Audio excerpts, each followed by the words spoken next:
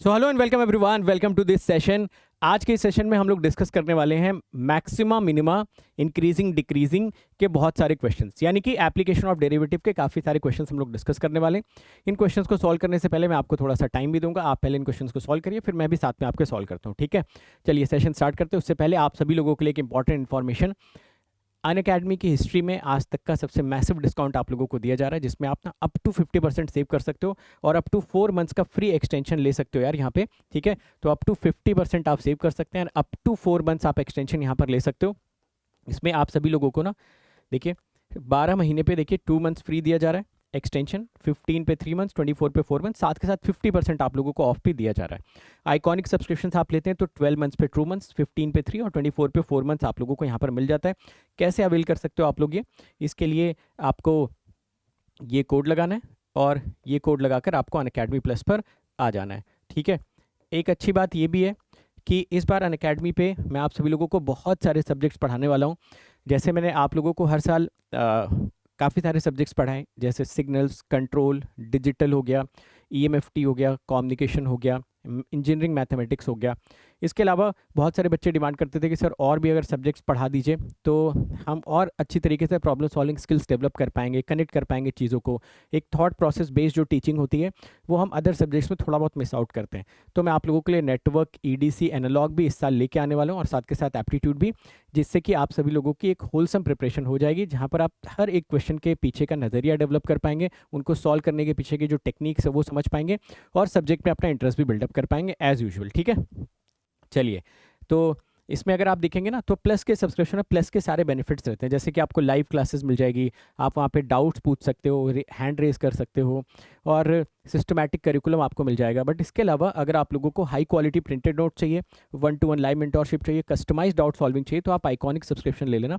Iconic में ना आपको वर्कबुक्स की हार्ड कॉपी भी मिल जाती है, सारे प्रिंटेड नोट्स भी मिल जाते हैं। मैं आपको दिखाता भी हूँ कौन कौन से नोट्स आपको मिल जाएंगे, ठीक है। कौन कौन से नोट्स आपको मिल जाएंगे ये देखिए।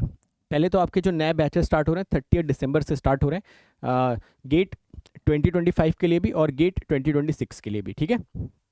तो वो आपके 30 दिसंबर से स्टार्ट हो रहे हैं और ये जो अभी 50% ऑफ वाला ऑफर चल रहा है ये आपका 31 ऑफ दिसंबर को खत्म हो जाएगा, ठीक है। 31 ऑफ दिसंबर को खत्म हो जाएगा, तो उससे पहले पहले आप लोग एनरोल कर लेना। तो जो प्रारंभ बैचेज हैं वो गेट 2025 के लिए है और जो विश्वास बैचेज हैं वो गेट 2026 के लिए, ठीक है। तो ये दोनों बैचेज आप लोग याद रखिएगा। और ये देखिए ये बुक्स हैं, इसमें से बहुत सारी बुक्स मैंने भी लिखी हुई, जैसे सिग्नल्स, कंट्रोल हो गया, कम्युनिकेशन हो गया, ये सारी किताबें मैंने आपके लिए भी लिखी हुई। ये हार्ड कॉपी आपको मिल जाएगी but only for the iconic subscription users, ठीक है। सिमिलरली अगर आपकी ब्रांच इलेक्ट्रिकल है तो भी ये सारी की सारी किताबें आपके घर तक पहुंचा दी जाएंगी, only for the iconic user. और इसके अलावा अगर आपको परचेज करने के दौरान कोई प्रॉब्लम होती है तो आप इसको ना ईएमआई में भी कन्वर्ट करवा सकते हो, कोई प्रॉब्लम नहीं है। इस नंबर पे कॉल करके आप फर्दर डिटेल भी ले सकते हो, ठीक है। चलो फिर आज का सेशन स्टार्ट करते हैं हम लोग। Let us start today session, ठीक है। तो सबसे पहला क्वेश्चन आइए देखिए इसमें क्या बोल रहा है। फर्स्ट क्वेश्चन में बोला जा रहा है एक फंक्शन दिया गया साइन की पावर 4x प्लस कॉस की पावर 4x, एक्स का एक इंटरवल दे दिया 0 से π/2। आपसे पूछा जा रहा है कि वो कौन सा इंटरवल होगा जहां पर ये फंक्शन इंक्रीज करेगा या डिक्रीज करेगा, मतलब दोनों इंटरवल्स आपको 0 से π/2 में बताने हैं, ठीक है। तो बताइए क्या अप्रोच होनी चाहिए इस क्वेश्चन में, कैसे सॉल्व करें इस क्वेश्चन को। देखिए इंक्रीजिंग और डिक्रीजिंग के अगर फंक्शन बात कर रहा है तो आपको हमेशा एफ डैश एक्स का साइन पता होना चाहिए कि एफ डैश एक्स कौन से इंटरवल में पॉजिटिव है, एफ डैश एक्स कौन से इंटरवल में नेगेटिव है। अगर आपको ये पता है तो फिर आप आसानी से ऐसे क्वेश्चन को सॉल्व कर सकते हो। अब जनरली क्या होता है कि मान लीजिए कि अगर आपका एफ एक्स पॉलिनोमियल है तो उस केस में जो एफ डैश एक्स का साइन हमको पता करना होता है वो हम वेवी करो मेथड से पता कर लेते हैं। बट अगर मान लो आपका एफ एक्स का फंक्शन साइनोसॉइडल होता है या कोई ऐसा फंक्शन है जिसको डिफरेंशिएट करने के बाद वेवी कर्व बनाना पॉसिबल नहीं हो पा रहा है, बट एफ डैश एक्स का ग्राफ बनाना पॉसिबल है, तो एफ डैश एक्स का अगर आप ग्राफ भी बना दोगे ना तो भी आपको एफ डैश एक्स का साइन ही पता चल जाएगा। तो दिमाग में हमेशा इस बात को याद रखिएगा कि कभी भी अगर फंक्शन का मुझे नेचर पता करना है, इंक्रीजिंग डिक्रीजिंग, तो कैसे भी करके मुझे एफ डैश एक्स का साइन चाहिए। दो केसेस बन सकते हैं, या तो एफ डैश एक्स का वेवी कर्व बना सकते हो या तो एफ डैश एक्स का ग्राफ प्लॉट कर सकते हो, दोनों से आपको आइडिया लग जाएगा, राइट। चलो देखो जरा यहाँ पे ये फंक्शन आपको मेंशन किया गया है, इस फंक्शन का नाम है साइन की power 4x, okay, plus cos की पावर 4x, ये दिया गया है। Interval is very very important. यहाँ पर इंटरवल अगर आप देखेंगे तो आपको 0 से π/2 तक का इंटरवल यहाँ पर मेंशन किया गया है। अब मैं क्या करता हूँ, यहाँ से एफ डैश एक्स बाहर लेकर आता हूँ। एफ डैश एक्स यहाँ से मिल जाएगा 4 साइन क्यूब एक्स, फिर इसको आप लिख सकते थे कॉस एक्स, प्लस ये माइनस हो जाएगा 4 कॉस क्यूब एक्स, कॉस का हो जाएगा साइन एक्स। ठीक है, देखिए यहाँ से मैं क्या कॉमन ले लेता हूँ, एफ डैश एक्स यहाँ से अगर मैं लिखूँ तो मैं कॉमन ले लेता हूँ 4 साइन एक्स कॉस एक्स मैं कॉमन ले लेता हूँ, अंदर बचेगा sine square x minus cos square x. ठीक है, अब देखिए इसको आप क्या लिख सकते हो, एफ डैश एक्स को आप लिख सकते हो 4, मैं इसमें ना 2 बाहर कर लेता हूँ और 2 साइन एक्स कॉस एक्स एक साथ रहने देता हूँ, तो 2 साइन एक्स कॉस एक्स आपको एक साथ मिल गया। Sine square x minus cos square x को आप लिख सकते हैं माइनस कॉस 2x, ऐसा। ठीक है, तो cos square x minus sine square x को आप कॉस 2x भी लिख सकते थे, राइट।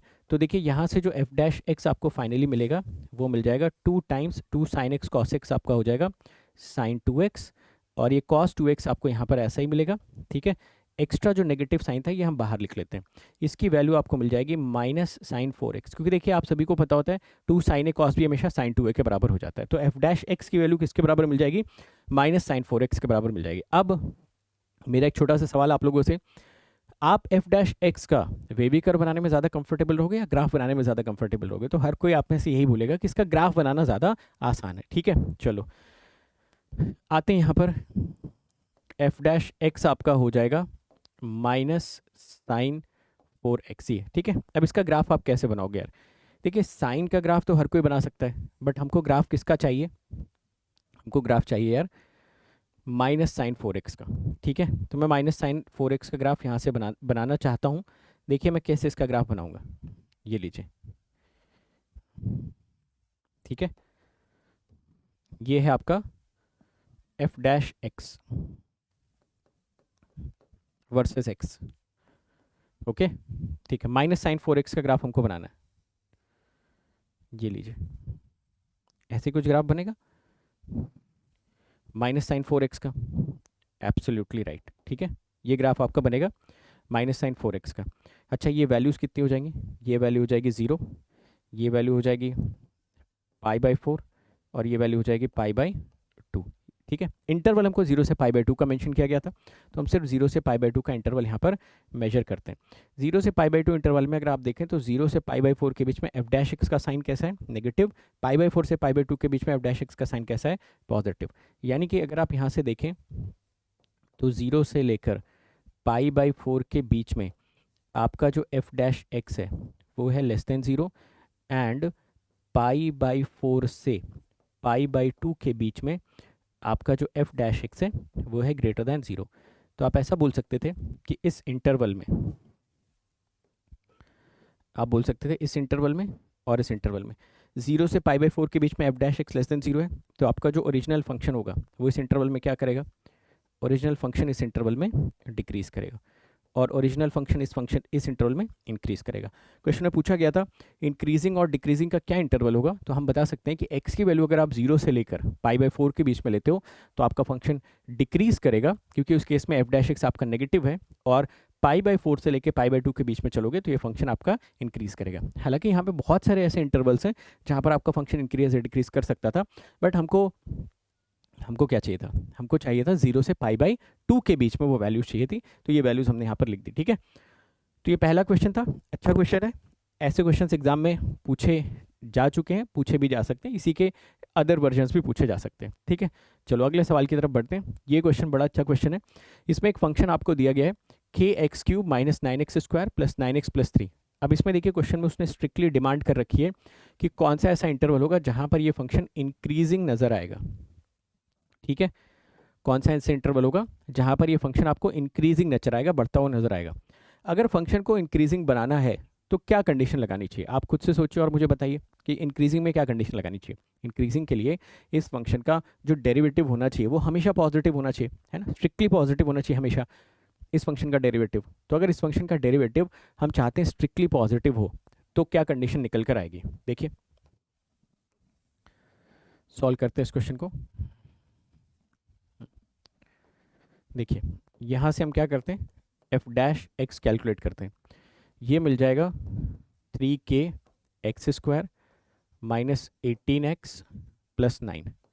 तो यहाँ से जो एफ डैश एक्स निकल के आएगा, मैं यहाँ से 3 कॉमन ले लेता हूँ। ओके, तो ये मिलेगा kx² माइनस 6x प्लस 3। हम चाहते हैं कि ये जो फंक्शन हो ये स्ट्रिक्टली पॉजिटिव होना चाहिए, है ना। ये स्ट्रिक्टली पॉजिटिव होना चाहिए। देखिए मैंने आप लोगों को समझा रखा है कि अगर किसी क्वाड्रेटिक को हमें स्ट्रिक्टली पॉजिटिव करना है तो क्या कंडीशन हमको रखनी चाहिए। देखिए अगर सपोज आपके पास कोई क्वाड्रेटिक है a x square plus b x plus c, if it is strictly positive, condition क्या आएगी बताइए।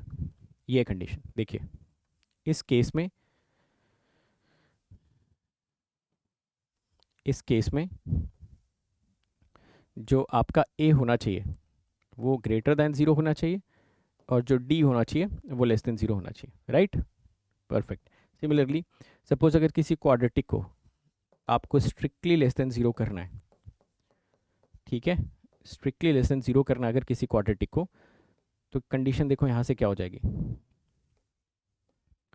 यहाँ से कंडीशन मिलेगी कि ए आपका लेस देन ज़ीरो होना चाहिए और इसका डिस्क्रिमिनेंट भी लेस देन होना चाहिए। डी का मतलब डिस्क्रिमिनेंट हो गया, बी स्क्वायर माइनस फोर ए सी की हम लोग यहाँ पर बात कर रहे हैं, ओके। डी का मतलब हो गया discriminant which is B square minus four A c, ये आपका डिस्क्रिमिनेंट हो गया, ओके राइट।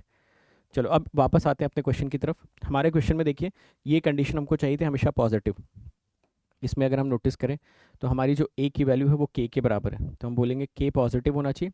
डिस्क्रिमिनेंट अगर आप इसका कैलकुलेट करोगे which is B square minus four A C, this has to be less than zero. B square यहाँ से करोगे तो मिलेगा 36, माइनस फोर ए सी आप करोगे तो मिलेगा माइनस 12 के लेस देन ज़ीरो। यहाँ से आपको मिल जाएगा के ग्रेटर देन 3। इसको आप इक्वेशन 1 का नाम दीजिए, इसको आप इक्वेशन 2 का नाम दीजिए, ठीक है। This is equation 1, this is equation 2। अगर हम इक्वेशन 1 का और इक्वेशन 2 का इंटरसेक्शन कैलकुलेट करें तो यहाँ से हमारे पास जो के की कंडीशन आनी चाहिए, it should come out to be K greater than 3। अगर यहाँ से आपको ये के की वैल्यू ग्रेटर देन 3 मिल रही है तब आप देख लो इसमें से कौन सा ऑप्शन करेक्ट होना चाहिए। देखिए ऑप्शंस बड़े इंटेलिजेंटली प्लेस किए गए थे, लेस देन 3 भी था, ग्रेटर देन 3 भी था, ग्रेटर देन और इक्वल टू भी 3 था, बट हमको कौन सा वाला ऑप्शन करेक्ट करना चाहिए था। इसमें स्ट्रिक्टली ग्रेटर देन 3 वाला ऑप्शन आपका करेक्ट होना चाहिए था। क्यों? क्योंकि इंक्रीजिंग बोला गया, क्वेश्चन में कभी भी इंक्रीजिंग बोला जाए इसका मतलब हम वहाँ पर उसको स्ट्रिक्टली इंक्रीजिंग या मोनोटोनिकली इंक्रीजिंग मानकर ट्रीट करते हैं, ठीक है। बात समझ में आ गई सबको यहाँ तक? नेक्स्ट क्वेश्चन सॉल्व करें। चलो भाई अगले क्वेश्चन पर आते हैं। नेक्स्ट क्वेश्चन, ये क्वेश्चन दिया गया, इस क्वेश्चन के लिए मैं आपको टाइमर देता हूँ, ठीक है। चलो इस क्वेश्चन को सॉल्व करो। टाइमर को क्या हो गया? चलो तब तक आप लोग ऐसे ही पढ़ के सॉल्व करो। देखिए बड़ा अच्छा क्वेश्चन है, इसमें कई सारे स्टेजेस पर गलती होने के चांसेस हैं। एक तो दे रखा है आपको एफ एक्स की वैल्यू जो है वो कैसी है, ए लेस देन जीरो है। एफ एक्स की वैल्यू ई की पावर एक्स प्लस ई की पावर माइनस एक्स है। बोल रहा है कि ये जो फंक्शन है ये कौन से इंटरवल में डिक्रीज करेगा, है ना, और प्रोवाइडेड ए की वैल्यू लेस देन जीरो। इतनी सारी शर्तें यहाँ पे लगा रखी हैं, इतनी सारी कंडीशंस को फॉलो करने के बाद आपको यहाँ से फाइनल आंसर कैलकुलेट करके लिखना है, ओके। चलो सॉल्व करो।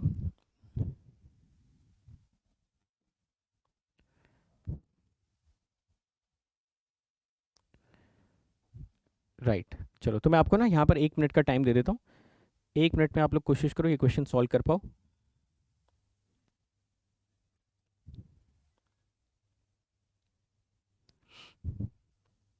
ट्राई कर लो 1 मिनट में, ग्राफ वगैरह बना लो, एफ डैश एक्स वगैरह कैलकुलेट कर लो, जो भी सोचना है सोच लो, ठीक है। ऐसे क्वेश्चंस हमने क्लास में भी किए हुए हैं, क्लास में हमने खैर इसकी पूरी एनालिसिस की थी, बट अभी इसने इसको एक ऑब्जेक्टिव क्वेश्चन में कन्वर्ट कर दिया है और बोल रहा है स्ट्रिक्टली ए लेस देन जीरो के लिए कंडीशन क्या होनी चाहिए थी, ठीक है। ए लेस देन जीरो पर क्या कंडीशन आनी चाहिए।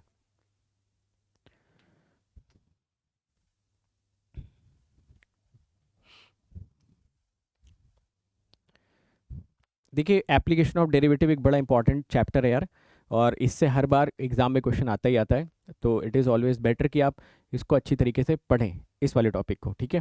इसके सारे क्वेश्चंस लगा लें। चलो देखते हैं इस क्वेश्चन को कैसे सॉल्व करोगे। फंक्शन आपको दिया गया है तो हमारा पहला फोकस रहेगा एफ डैश एक्स कैलकुलेट करने पर। ये हो जाएगा ए ई की पावर ए एक्स माइनस ए ई की पावर माइनस ए एक्स, ठीक है।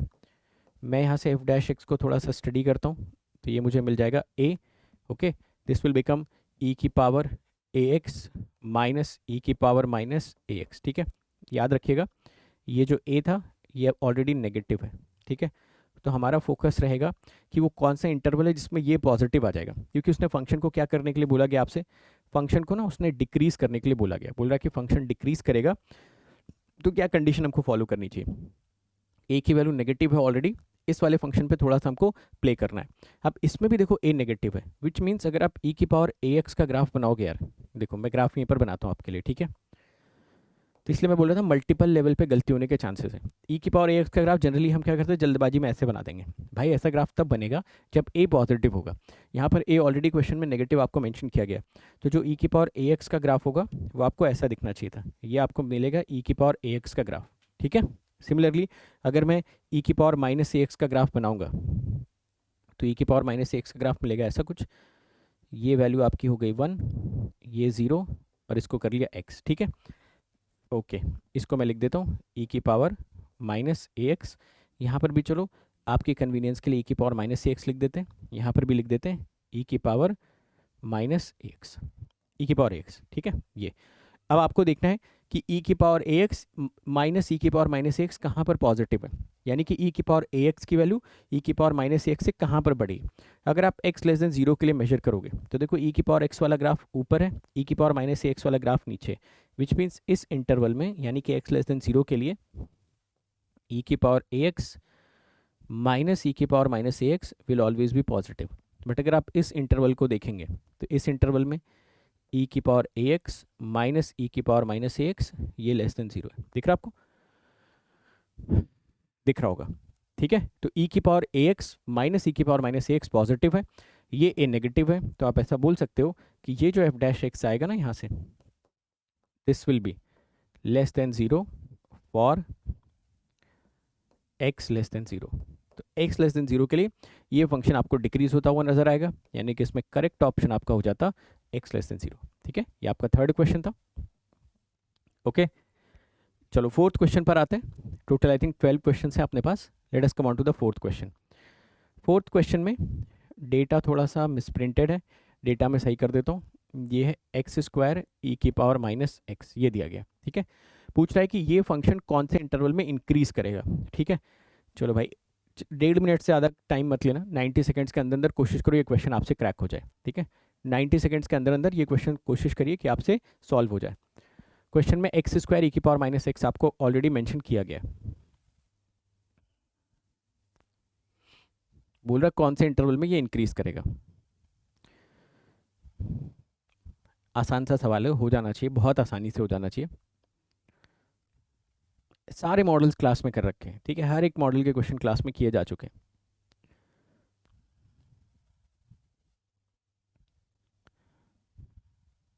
इंक्रीजिंग पूछा गया, इस पर थोड़ा सा गौर करिएगा आप लोग कि इसमें इंक्रीजिंग पूछा गया कि कौन से इंटरवल में ये आपका इंक्रीज कर रहा है। ओके,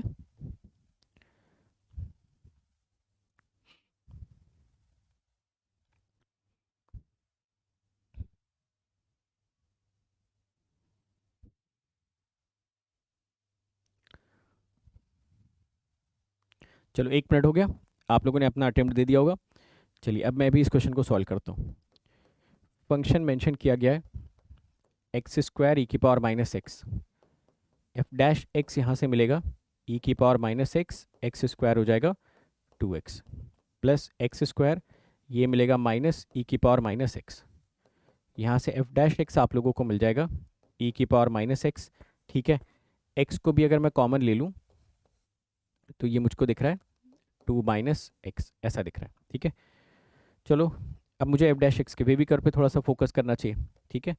इसका वेवी कर्व हम लोग कैसे बना पाएंगे, इसके लिए मैं क्या करता हूँ, जो हमारे बेसिक स्टेप्स हैं उसको फॉलो करता हूँ। ई की पावर माइनस एक्स को तो मैंने रहने दिया, यहाँ से मैंने माइनस कॉमन ले लिया, ये मिल गया मुझे x माइनस 2 के बराबर। देखिए ई की पावर माइनस एक्स वाला जो टर्म है ये वाला, ये तो ऑलवेज पॉजिटिव होता है, कोई भी एक्सपोनेंशियल हमेशा पॉजिटिव होता है, ई की पावर एक्स हो ई की पावर माइनस एक्स हो, ग्राफ भी बनाकर देखोगे हमेशा हॉरिजॉन्टल एक्सिस से आपको ऊपर दिखेगा, यानी कि इस एफ डैश एक्स का पॉजिटिव होना इस पर निर्भर करेगा। अब इसका अगर मैं वेवी कर्व बनाना चाहता हूँ, अगर मैं बनाना चाहता हूँ तो देखिए कैसे मुझे इसका वेवी कर्व दिखेगा। कौन कौन से ब्रेक पॉइंट्स मुझको दिख रहे हैं, एक ब्रेक पॉइंट दिख रहा है 0, दूसरा ब्रेक पॉइंट दिख रहा है 2, ठीक है। यहाँ पर x के सारे कोएफिशिएंट पॉजिटिव थे, बाहर एक नेगेटिव का साइन दिख रहा था तो मैंने यहाँ माइनस लगा दिया, यहाँ प्लस यहाँ माइनस। अगर आप गौर से देखें तो कौन सा इंटरवल है जहाँ पर आपका एफ डैश एक्स पॉजिटिव आ रहा है, एफ डैश एक्स को अगर मैं ग्रेटर दैन ज़ीरो कर दूँ, अगर इसको मैं ग्रेटर दैन ज़ीरो कर दूँ, तो एक्स का कौन सा इंटरवल यहाँ पर दिख रहा है? एक्स आपको दिख रहा होगा 0 से लेकर 2 के बीच में, ठीक है। तो आपसे पूछा गया था कि वो कौन सा इंटरवल होगा जहाँ पर ये आपको इंक्रीज होता हुआ नजर आएगा, वो इंटरवल आपका हो जाएगा 0 से लेकर 2 के बीच में। यहाँ ऑप्शंस में आई थिंक थोड़ा सा मिसप्रिंट है, ओके।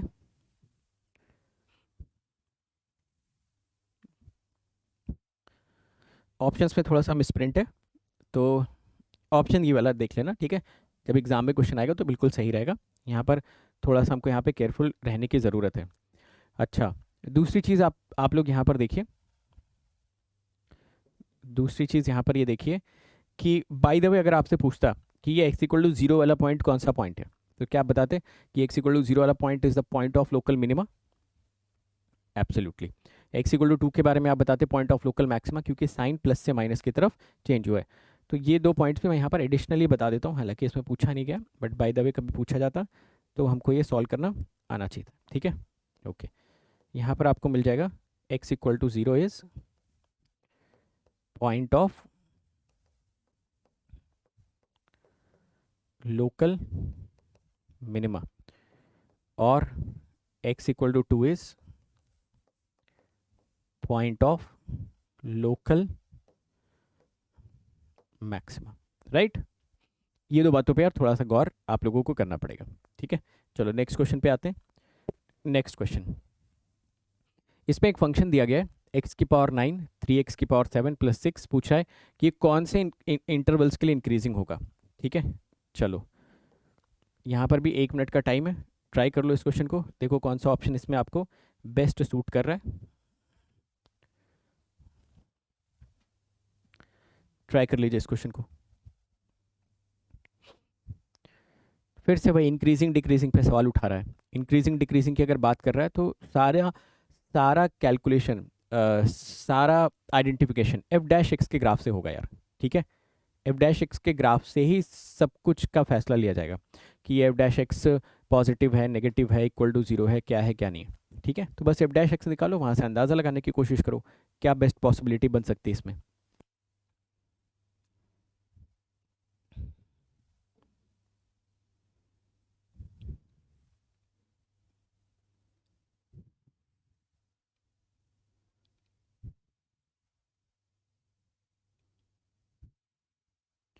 चलो टाइम कंप्लीटेड, आइए देखते हैं।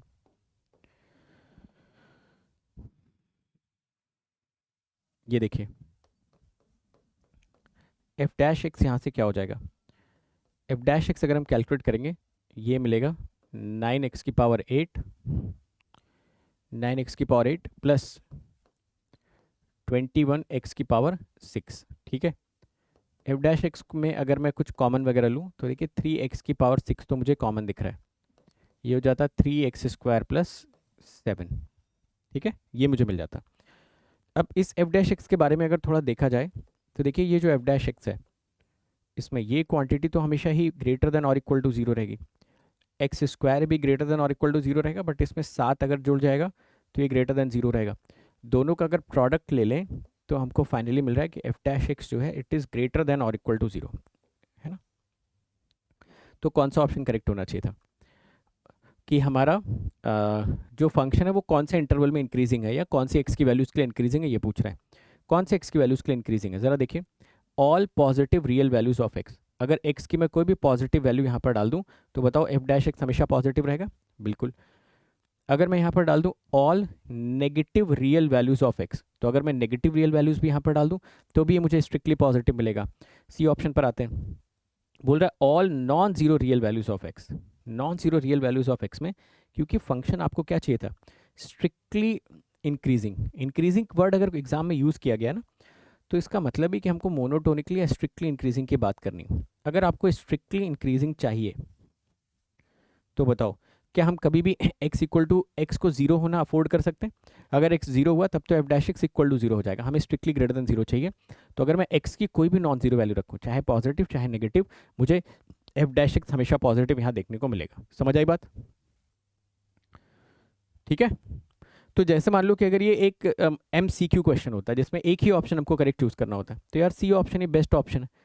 मान लो अगर ये MSQ होता तो पहला ऑप्शन भी गलत नहीं है ना, पहला ऑप्शन गलत नहीं है। ये बोल रहा है increasing for all positive real values of x. अगर ऐसा लिखा होता ना only all positive values real of x तो गलत हो जाता है ये ऑप्शन, फिर तो गलत है। अगर ओनली वर्ड यहाँ पर यूज कर देता, only all positive real values of x बोलता, गलत था ये स्टेटमेंट। बट क्वेश्चन में अगर सिर्फ ऐसा बोल रहा है all positive real values of x, तो स्टेटमेंट गलत नहीं है यार। Positive real values of x के लिए ना आपका फंक्शन है इंक्रीजिंग, इसमें कोई डाउट ही नहीं।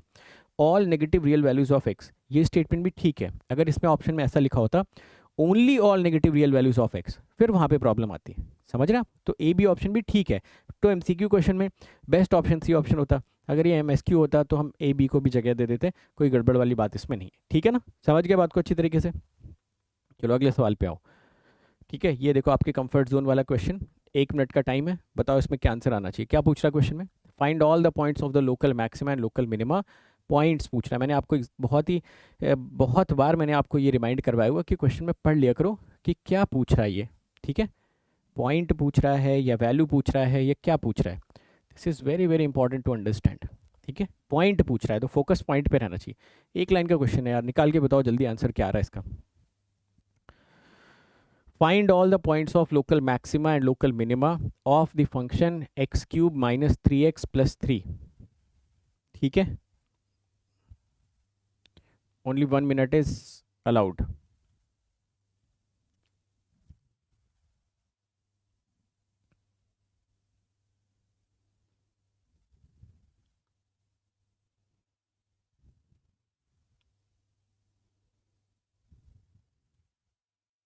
चलो टाइम अप।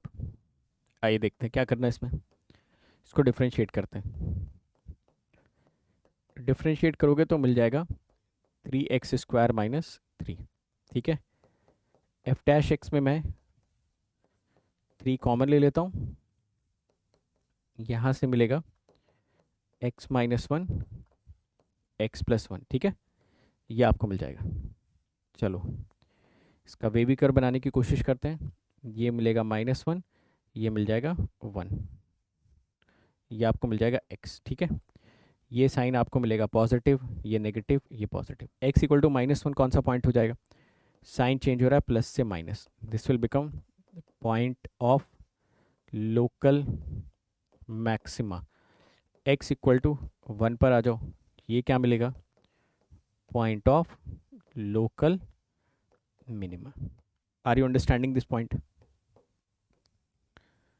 राइट। ठीक है, तो ये क्वेश्चन में पूछा गया था। अब अगर कोई लोकल मिनिमम लोकल मैक्सिमम की वैल्यू आपसे जानना चाहता कि इसकी वैल्यू निकाल के बताइए कितनी हो जाएगी। ठीक है, अगर कोई इसकी वैल्यू जानना चाहता कितनी हो जाएगी तो कैलकुलेट करके बताओ कितनी आएगी इसकी value. Value of local maximum, value of local maxima. ठीक है, लोकल मैक्सिमा की वैल्यू कितनी आ जाएगी, आइए चेक करते हैं। वो मिल जाएगी आपको f ऑफ -1, एफ एक्स था x³ माइनस 3x प्लस 3, ये था -3x प्लस 3। f ऑफ -1 यहाँ पर डाल देते हैं, ये मिलेगा -1 प्लस 3 प्लस 3, ये वैल्यू मिल जाएगी आपको 5। सिमिलरली अगर हमें कैलकुलेट करना होता है यहाँ पर वैल्यू ऑफ लोकल मिनिमा, इसकी वैल्यू अगर हमसे कोई पूछता तो ये वैल्यू हो जाती f ऑफ 1 के बराबर 1 माइनस 3 प्लस 3, ये वैल्यू मिल जाती 1। ठीक है, मगर एक बात को हमेशा याद रखिएगा कि जो वैल्यू ऑफ लोकल मैक्सिमा है, वैल्यू ऑफ लोकल मैक्सिमा जो है वो वैल्यू ऑफ लोकल मिनिमा से ज़्यादा भी हो सकता है, नहीं भी हो सकता है। ऐसा कोई रिस्ट्रिक्शन नहीं होना चाहिए कि वैल्यू ऑफ लोकल मैक्सिमा हमेशा वैल्यू ऑफ लोकल मिनिमा से ज़्यादा ही रहे, कम भी हो सकता है। क्लास में एक एग्जाम्पल भी आप लोगों को करवाया था मैंने। ठीक है, x+1/x का, x+1/x का जब आप मैक्सिमम और मिनिमा निकालते हो तो वहाँ पर value of local maximum value of local minimum से कम रह जाती है, या value of local minimum value of local maximum से सुपरसीड कर जाती है। ठीक है, तो ये एक दो छोटी मोटी बातें दिमाग में रखना। अगला क्वेश्चन, इस क्वेश्चन में पूछा गया है determine the nature of the function. ठीक है, एक फंक्शन यहाँ पर मेंशन किया गया, बोल रहा है इसका नेचर डिटरमाइन करके हमको बताना है। नेचर मतलब ये इंक्रीजिंग है, डिक्रीजिंग है, क्या है क्या नहीं है, ये चीज़ें हम लोगों को यहाँ से कैलकुलेट करके बतानी है। राइट, चलो सॉल्व करते हैं इस क्वेश्चन को भी। कैसे बताएंगे कि ये इंक्रीजिंग है या डिक्रीजिंग है? ठीक है, चलो 1 मिनट का ले लो टाइम, आप लोग कर लो ट्राई, देख लो।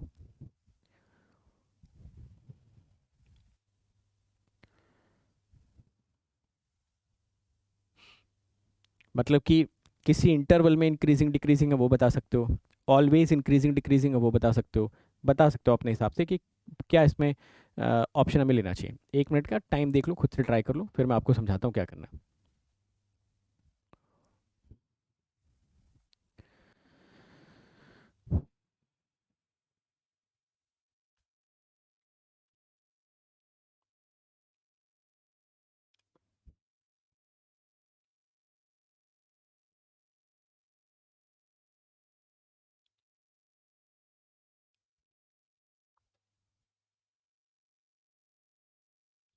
चलो टाइम अप, आइए सॉल्व करते हैं। एफ डैश एक्स यहाँ से कैलकुलेट करो, एफ डैश एक्स मिल जाएगा -3/x²। ठीक है, अब आप मुझे बताओ, ये जो एक्स स्क्वायर है, ये वाला, ये जो एक्स स्क्वायर है, क्या ये हमेशा स्ट्रिक्टली ग्रेटर देन जीरो होगा? तो आप बोलोगे कि सर एक्स स्क्वायर तो ग्रेटर देन और इक्वल टू जीरो होता है, आपने स्ट्रिक्टली ग्रेटर देन जीरो क्यों लिखा हुआ है? देखिए मैंने स्ट्रिक्टली ग्रेटर देन जीरो इसलिए लिखा हुआ है कि जब मैं इसका डोमेन देखूंगा ना, इस फंक्शन का, तो डोमेन आ जाएगी रियल वैल्यू एक्सेप्ट जीरो।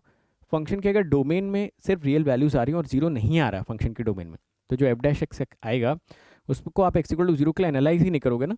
देखिए जब भी हम इंक्रीजिंग डिक्रीजिंग की बात करते हैं, हम बात करते हैं मैक्सिमम मिनिमा की, हम किसी भी तरीके के क्वेश्चन की बात करते हैं, तो सबसे पहला स्टेप जो हमारा किसी भी क्वेश्चन में होता है वो तो फंक्शन की डोमेन को जज कर लेना। ठीक है, अभी तक आप जितने भी क्वेश्चंस कर रहे थे सारे साइनसॉइडल या पॉलिनॉमियल थे, तो डोमेन पे उतनी ज़्यादा चर्चा नहीं हो रही थी। बट अगर मान लो किसी फंक्शन में एल एन लिख के आ गया, किसी फंक्शन में 1/x का टर्म आ गया, under root F X type का कुछ टर्म आ गया, 1/√f(x) आ गया, तो पहली चीज़ तो आपको ये डिसाइड करना चाहिए कि मेरे गिवन फंक्शन का डोमेन क्या है। डोमेन है यहाँ पर सारी रियल वैल्यूज एक्सेप्ट जीरो, यानी कि आप यहाँ पे जीरो नहीं डाल सकते हो। सही बात है ना? अगर आप यहाँ पे जीरो नहीं डाल सकते हो, यहाँ पे भी जीरो नहीं डाल सकते हो, तो आपका जो ये फंक्शन आएगा नीचे वाला स्ट्रिक्टली ग्रेटर देन जीरो आएगा, ऊपर माइनस का साइन लगा हुआ है। तो आप बोल सकते थे कि F dash X is always less than zero, किसके लिए? For all X belonging to R. Zero obviously आप नहीं ले सकते हो, तो जीरो मैं इसमें से हटा दे रहा हूँ। ठीक है, तो जो आपका एफ डैश एक्स आया वो एक्स की सारी रियल वैल्यूज एक्सेप्ट जीरो के लिए स्ट्रिक्टली एंड स्ट्रिक्टली नेगेटिव आ जाएगा। तो ये फंक्शन का जो नेचर आ जाएगा, ये फंक्शन का नेचर कैसा रहेगा? फंक्शन का नेचर रहेगा एफ एक्स इज डिक्रीजिंग। ठीक है, तो ये डिक्रीजिंग नेचर का फंक्शन आपको दिख जाएगा। Got it? राइट। चलो अगले सवाल की तरफ बढ़ते हैं, नेक्स्ट क्वेश्चन को सॉल्व करने की कोशिश करते हैं।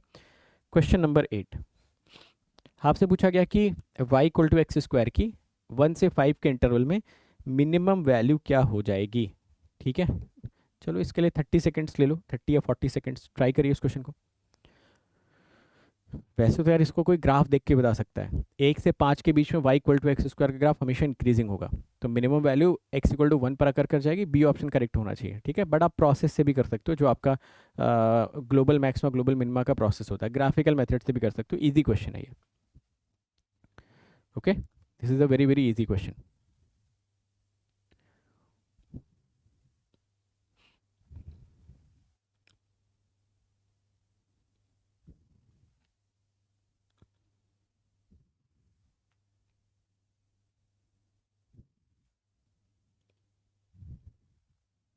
चलो ठीक है, टाइम हो गया। एक तो देखो भाई ग्राफ से साफ साफ दिख रहा है, बिना पेन उठाए दिख रहा है ग्राफ से, y equal to x square, ये y और ये x, इंटरवल है 1 से लेकर कहाँ तक? 5 तक।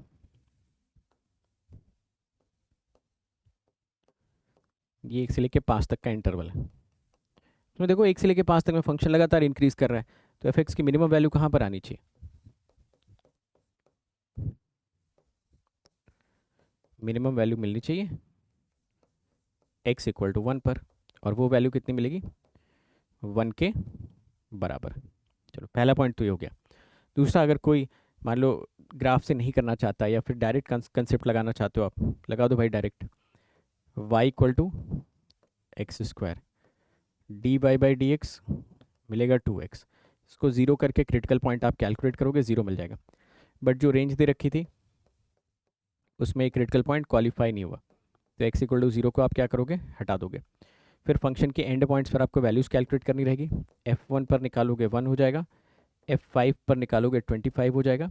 तो फंक्शन की जो मिनिमम वैल्यू आ जाएगी वो आपको कितनी देखने को मिल रही है, it is coming out to be 1। यहाँ से भी कर सकते थे, ठीक है। जो आपका बेसिक तरीका होता है global maxima global minima calculate करने का, उसमें सबसे पहले आप f dash x equal to zero कर लेते हो, मतलब एफ डैश एक्स निकालते हो, फिर देखो वो कहाँ कहाँ पर ज़ीरो हो सकता है। जिन जिन वैल्यूज़ के लिए वो ज़ीरो होगा वो क्रिटिकल पॉइंट की तरह काम करेगा।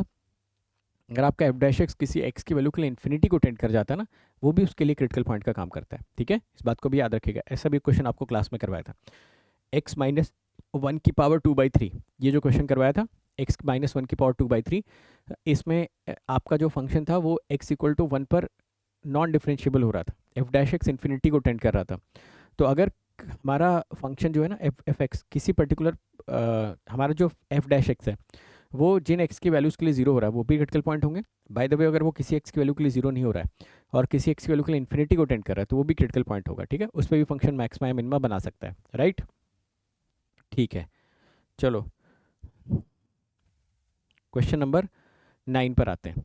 क्वेश्चन नंबर 9, इसके लिए 90 सेकेंड्स, चलो 60 सेकेंड्स में हो जाना चाहिए था यार ये। चलो 60 सेकेंड में कोशिश करो ये क्वेश्चन आप लोग क्रैक कर पाओ।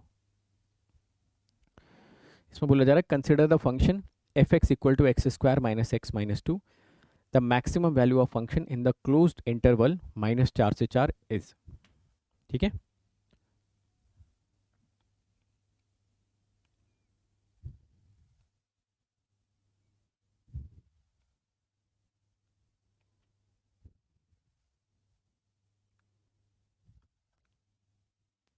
ये पूछा गया है।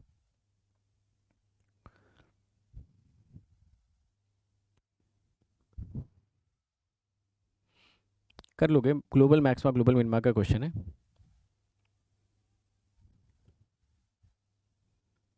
1 minute is more than sufficient I think.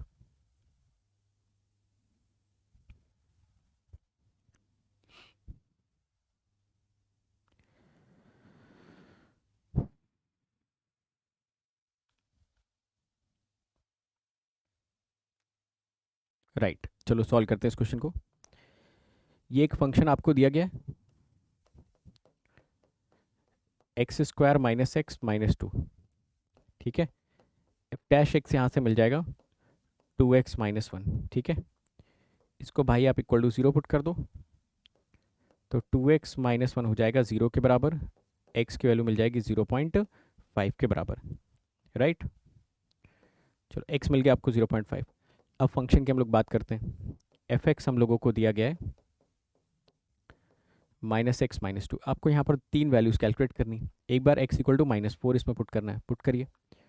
ये मिलेगा 16 + 4 -2। एक बार आपको f की जगह पर 4 पुट करना है, 16 - 4 -2, ठीक है। ये वैल्यू तो हो गई 18 और ये वैल्यू हो गई 10। और एक बार आपको f की जगह पर पुट करना है 1/2। 1/2 पुट करोगे तो 1/4 -1/2 -2, ये हो जाएगा -2 - 1/4 -2.25। यहीं से देख लो यार, ग्लोबल मैक्सिमा कितना है 18, ग्लोबल मिनिमा वैल्यू कितनी -2.25। क्या पूछा था क्वेश्चन में, मैक्सिमम पूछा था आपसे, the maximum value of this function in this interval, closed interval. तो क्लोज्ड इंटरवल में मैक्सिमम वैल्यू आपको मिलनी चाहिए थी 18, ए ऑप्शन। ये आपका ग्लोबल मिनिमा का आंसर होता अगर ये पूछा जाता तो। This is the answer of the global minima, right. Perfect, चलो आज का आखिरी सवाल, आखिरी सवाल आज का, ये क्वेश्चन आपको दिया गया है। अब देखो इसमें चार ऑप्शन पढ़ो, देखो क्या बोल रहा है करने के लिए, ठीक है। सॉल्व करिए।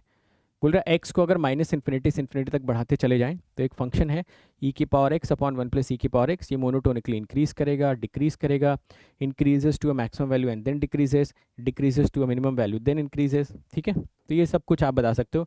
ये पूरा फ्लो चार्ट बनाना मैंने आप लोगों को क्लास में सिखाया हुआ है। एफ डैश एक्स निकालो, उसका ग्राफ या उसका वेवी कर्व बना लो और उसके बेसिस पर अंदाज़ा लगा लो कि आपका फंक्शन -इन्फिनिटी से इन्फिनिटी तक कैसा बिहेवियर शो कर रहा है, ओके।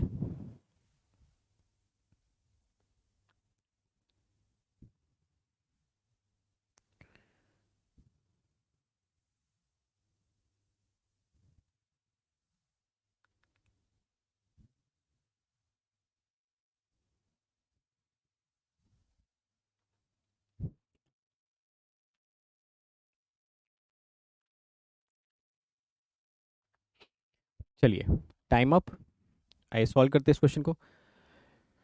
एफ डैश एक्स इसका निकालना है। चलो नेक्स्ट स्लाइड पे करते हैं। एफ एक्स आपको दिया गया था क्वेश्चन में ई की power x upon 1 plus e की पावर एक्स। यहाँ से एफ डैश एक्स मिलेगा 1 प्लस ई की पावर एक्स, इसका डिफ्रेंशिएशन ई की पावर एक्स, माइनस ई की पावर एक्स, इसका डिफ्रेंशिएशन ई की पावर एक्स, और डिनोमिनेटर में मिल जाएगा 1 प्लस ई की पावर एक्स का whole square. F dash x अगर आप देखेंगे तो आपको मिल रहा होगा ई की पावर एक्स प्लस ई की पावर 2x माइनस ई की power 2x upon 1 plus e की पावर एक्स का होल स्क्वायर। यहाँ से आपको मिल जाएगा ई की power x upon 1 plus e की पावर एक्स का होल स्क्वायर। ठीक है, अब यार देखो, जो एक्सपोनेंशियल्स होते हैं, ये वाला फंक्शन क्या ये हमेशा पॉजिटिव होता है? बिल्कुल। नीचे वाला ये हमेशा पॉजिटिव, एक जोड़ के स्क्वायर कर दोगे तो हमेशा पॉजिटिव। कुल मिला जुला कर जो एफ डैश एक्स है ये भाई स्ट्रिक्टली पॉजिटिव है, स्ट्रिक्टली।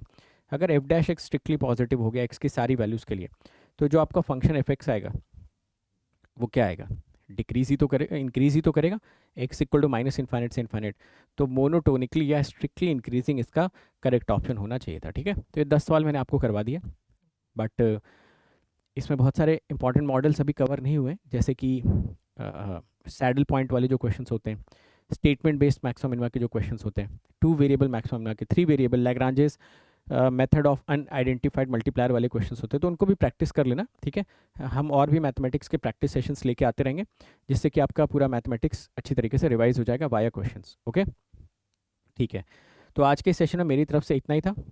कुछ इंपॉर्टेंट सजेशंस आप लोगों के लिए ये हो सकते हैं कि अभी जैसे एग्ज़ाम में तो लगभग दिसंबर ख़त्म ही हो गया, 1 महीने के आसपास का टाइम बचा हुआ है। जो लोग इसी इलेक्ट्रिकल वाले हैं उनके पास 40 दिन के आसपास का टाइम बचा हुआ, 40 डेज़। तो 40 डेज़ में कुछ सब्जेक्ट्स ऐसे होते हैं जिनको आप अच्छे से करके जाइए, जैसे मैथमेटिक्स हो गया, एप्टीट्यूड हो गया, है ना। और जिन भी सब्जेक्ट में आप पर्सनली कंफर्टेबल हो, जैसे कोई कोई बच्चा एनालॉग में ज़्यादा कंफर्टेबल होता है, कोई कोई एमएफटी में ज़्यादा कंफर्टेबल होता है। ठीक है, कोर की मैं बात कर रहा हूँ, तो आप जिन कोर सब्जेक्ट्स में ज़्यादा कंफर्टेबल हो उसको अच्छे से कवर करके जाइए। कोशिश ये करिए कि जो जनवरी वाला मंथ है उसमें पूरा फोकस होना चाहिए, जितना आपने दिसंबर तक पढ़ लिया उसको रिवाइज करने पर और टेस्ट देके टेस्ट के एनालिसिस करने पर। ठीक है, जनवरी महीने में बहुत कुछ नया पढ़ने की कोशिश मत करो कि बहुत कुछ नया कंसेप्ट आप डेवलप कर रहे हो। हाँ, कोई कोई ऐसा टॉपिक रह गया हो जिसका वेटेज एग्जाम में ज़्यादा और जो आपसे छूट गया, आप देख सकते हो, उस पर थोड़ा सा टाइम इन्वेस्ट कर सकते हो, बट वो भी कोशिश करना है कि 10 जनवरी तक कर लो आप। ठीक है, उसके बाद नए कंसेप्ट पढ़ने अगर बैठोगे, मतलब कंसेप्ट क्लियर करने बैठोगे, उसको समझोगे ना, तो वो अननेसेसरली स्ट्रेस ही देगा, मतलब वो उससे जितना फ़ायदा नहीं होगा उतना नुकसान हो जाएगा। अगर देखिए आपने 100% सिलेबस का ना 70-80% भी कवर कर लिया, अच्छी तरीके से कवर कर लिया, आप उसी को बार बार अच्छी तरीके से रिवाइज करो, टेस्ट दो, टेस्ट के एनालिसिस करो और अपनी गलतियों को आइडेंटिफाई करने की कोशिश करो। देखिए टेस्ट देकर ना 2 चीज़ें डेवलप करने की कोशिश करो। सबसे पहली चीज़ है कि आपको पेपर अटेम्प्ट कैसे करना है, उसकी ना फिलॉसफी आपको बिल्डअप करनी है कि कौन सा क्वेश्चन करना है, कौन सा क्वेश्चन छोड़ना है। ये एग्ज़ाम में जाके डायरेक्ट आपको स्ट्राइक नहीं करेगा। आप जितने मॉक टेस्ट दे दे के इस चीज़ को प्रैक्टिस करोगे ना, उतनी ज़्यादा आपकी ये हैबिट बनेगी कि कौन सा सवाल करना है, कौन सा सवाल छोड़ देना है। तो पेपर में टाइम मैनेजमेंट कैसे करना है। दूसरा, जितनी सिली मिस्टेक्स आपसे पेपर में हो रही है ना, उसको यार इंप्रूव करना है। बार बार मैं एक चीज़ आप लोगों से बोलता हूँ कि कभी भी एग्ज़ाम में जो सिलेक्शन होता है ना, वो इस वजह से कभी नहीं रुकता भाई, जो क्वेश्चन हमको नहीं आता है। जो क्वेश्चन नहीं आता उसको छोड़ दो, बट जो क्वेश्चन आ रहा है अगर उसको हम गलत करके आते हैं, आता क्वेश्चन हम गलत करके आ रहे हैं, गलत ही आंसर निकाल दिया उसका, तो यार वो बहुत पिंच करता है बाद में। ठीक है, क्वेश्चन नहीं आ रहा, it does not give you a stress, but question आ रहा है और आप आंसर गलत निकाल के आ रहे हो, मतलब फिर आपने वहाँ पे एक तरीके से जो आपको इजी मार्क्स मिल सकते थे उसको भी आपने छोड़ दिया। वो क्यों हुआ? Lack of concentration, lack of focus, ये सारी चीज़ें आपने अच्छी तरह से एक्यूमुलेट नहीं की। ठीक है, तो यही कुछ सजेशंस है मेरी साइड से। बाकी जनवरी में आप सभी लोगों के लिए क्विक रिवीजन सेशंस, ठीक है, क्वेश्चन प्रैक्टिस सेशंस, महा रिवीजन सेशंस, ये सारी चीज़ें हम लोग लेके आएंगे। और आपके इस जो लास्ट मोमेंट है ना, यहाँ पर जितना भी मैक्सिमम हम लोग कंट्रीब्यूट कर सकते हैं उतना करेंगे। पूरे साल तो किया ही है, बट हाँ इंपॉर्टेंट सब्जेक्ट्स को मत छोड़ना। ठीक है, मैथमेटिक्स हो गया, एप्टीट्यूड हो गया, इसको आखिरी दिन के लिए मत रखना। कोशिश करो कि फर्स्ट वीक ऑफ जनवरी तक जाते जाते, खत्म होते होते आपको जितना कवर करना आप कवर कर लो, फिर पूरा फोकस स्ट्रेट अवे आप डालो किस पे? रिवीजन पे। ठीक है, रिवीजन करो, मॉक टेस्ट दो। यही मेरी तरफ से यही सलाह आप लोगों को। ओके, ठीक है। बाकी यार यहाँ पर आंसर्स भी दिए, पीडीएफ आप लोगों को मिल जाएगी, इसको डाउनलोड कर लेना। चलो, बाकी यार जो लोग अभी इन सेशंस को देख रहे हैं और जो 25 और 26 के लिए प्रिपेयर करने वाले हैं, गेट 2025 और गेट 2026 के लिए, देखिए बार बार मैं आप लोगों से बोलता हूँ ना, आपका जो एक साल वो बहुत इंपॉर्टेंट है। अच्छे टीचर से पढ़ना, क्वालिटी टीचिंग लेना, और खुद उसके साथ साथ ना एक अंडरस्टैंडिंग बिल्डअप करना, तो वो बहुत इंपॉर्टेंट होता है। आप 2 साल 3 साल तैयारी कर रहे हो, बट आपने कभी भी सब्जेक्ट की अंडरस्टैंडिंग बिल्डअप नहीं की, टीचर से आप बात नहीं कर पाए, टीचर से आपने डाउट्स को डिस्कस नहीं कर पाए, उसका कोई फ़ायदा नहीं। जब भी मैं प्लस में क्लासेस लेता हूँ, आप किसी भी प्लस की क्लास में, एंड में मैं हमेशा वेट करता हूँ कि आपके सारे डाउट्स में रिजॉल्व कर पाऊँ, चाहे वो करंट सब्जेक्ट के हों, चाहे किसी और भी सब्जेक्ट के हों। वो आप डाउट्स लेके आइए क्लास में, हम लोग उसको लाइव डिस्कस करते हैं और आपके हर एक क्वेरी का आंसर देने की कोशिश करते हैं, ठीक है। तो ये एक एक ना एक हमारा लूप क्रिएट करता है कि आपने पढ़ा, आपको कुछ नहीं समझ में आया, आप क्लास में आकर डिस्कस कर ले रहे हो, तो this makes a very good loop. और इस लूप में जब हम लोग आ जाते हैं तो अच्छी तरीके से फिर हमारी अंडरस्टैंडिंग भी बिल्डअप होती है। तो अभी अनअकैडमी प्लस पर न्यू बैचेस स्टार्ट होने वाले हैं, अप टू 50% इसमें आप लोगों को ऑफ मिल रहा है, ठीक है। 4 मंथ्स का एक्सटेंशन भी मिल जा रहा है।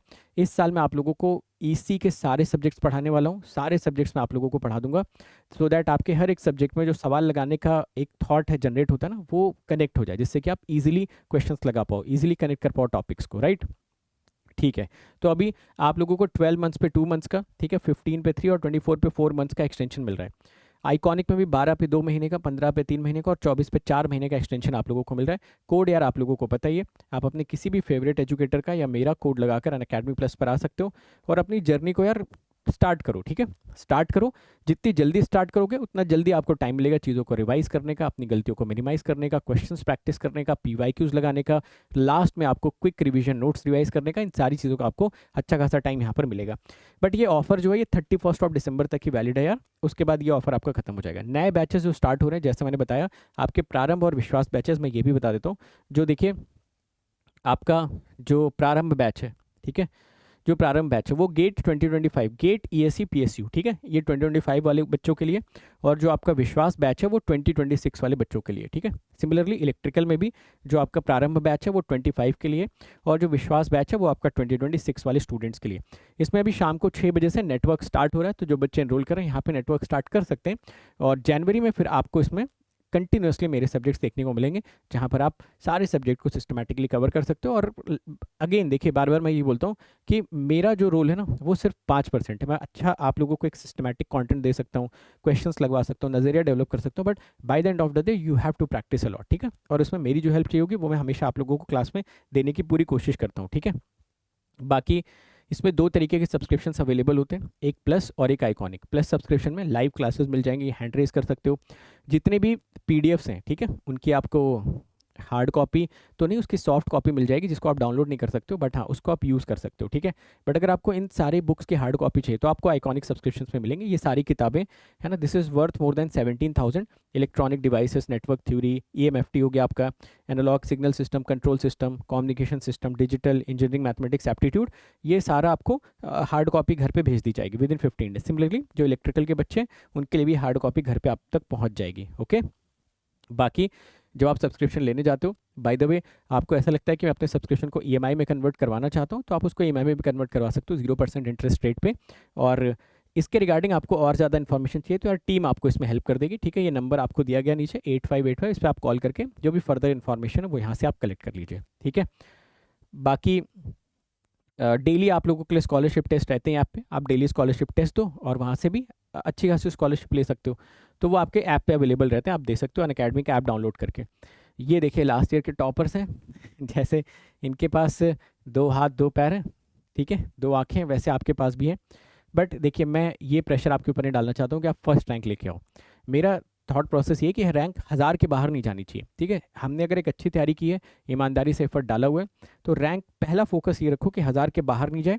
1000 के ऊपर जितनी रैंक आ जाएगी सारी अपने लिए बोनस है। तो रिलैक्स माइंड से एग्जाम देना है, बहुत प्रेशर लेके एग्जाम नहीं देना कि यार बिल्कुल जीवन मरण का सवाल हो गया, ऐसा नहीं।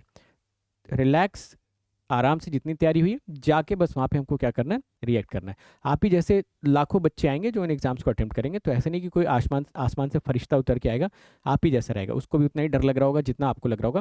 बट बात है कि वहाँ पर कौन ज़्यादा अच्छा टेम्परामेंट दिखाता है, कौन वो 3 घंटे को अच्छे से यूटिलाइज करता है, और साल भर की जो आपकी मेहनत है वो 3 घंटे में आपको पुट इन करनी है और एक बेस्ट पॉसिबल रिजल्ट लेके आना है। 2 चीज़ों का ध्यान रखना है, पेपर अटेम्प्ट करने की फिलॉसफी होनी चाहिए आपके पास, ऐसा नहीं हो कि लास्ट में इजी क्वेश्चन छूट जाए और टफ क्वेश्चन में पूरा टाइम बर्बाद कर दिया। दूसरा, आता सवाल गलत नहीं होना चाहिए भाई। 60 नंबर का पेपर आ रहा है, 60 नंबर आने चाहिए, ठीक है। फिर नहीं होना चाहिए 60 नंबर का आ रहा है तो 40 क्यों आए। जो 40 नंबर का पेपर नहीं आ रहा है वो छोड़ दो, बट 60 में से 40 यार भाई आपके बनने चाहिए, ठीक है। ये है मेरी तरफ से आप लोगों के लिए सलाह। बाकी यार जनवरी में और भी सेशंस आप लोगों के लिए लेके आते रहेंगे। Thank you so much. मिलते हैं हम लोग फिर नेक्स्ट सेशन में। Thank you.